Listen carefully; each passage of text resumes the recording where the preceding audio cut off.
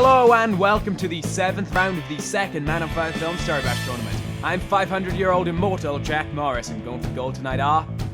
He shocks all the authorities, it's Shockey911. And, a feline no longer, it's Neko. So finally, at long last, let's get to it.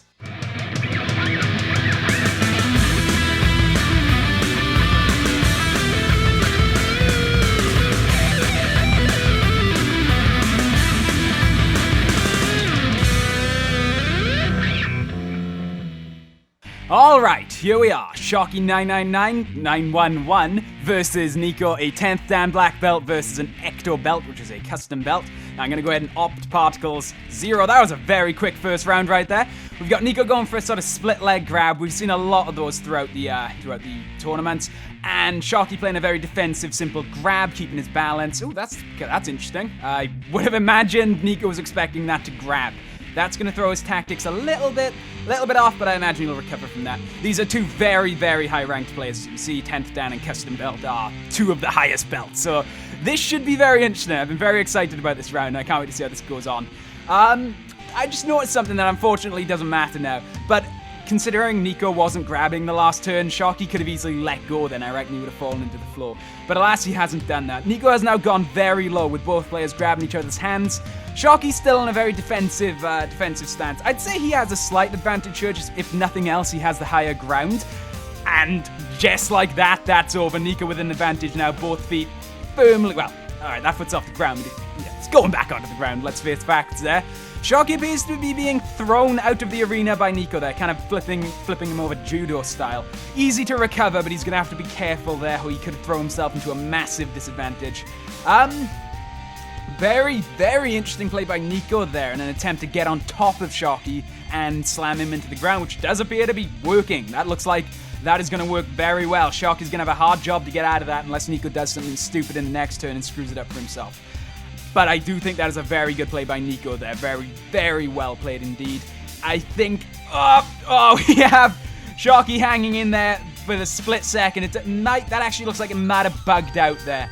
As you know, when you contract a certain amount of joints, Toribash does tend to bug out and not register a disqualification. Not much we can do about that, but hopefully it won't impact the match too much. It does appear as though Shockey's going to touch the ground regardless. I do believe this first round is going to go to Neko very decisively. A very, very great opener by Neko there. Very dominant, massive domination in that round. Don't know what I'm trying to say there. The word domination, work it in. 1-0 to Neko. And now we shall move along.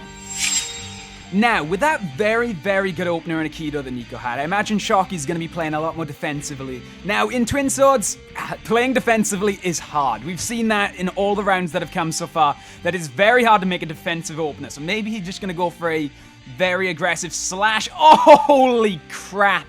Neko with a very early decap there, completely messing up Shockey's opener. That's unfortunate, although I wouldn't say it's going to screw him over that much. It's going to take a long time for that head to go out of the arena. That is a very quick decap, a very, very nice slice by Neko there. Very well thought through opener. And now that he's going low, I imagine he's going to be able to dodge Shockey's sword. Yeah, very, very well.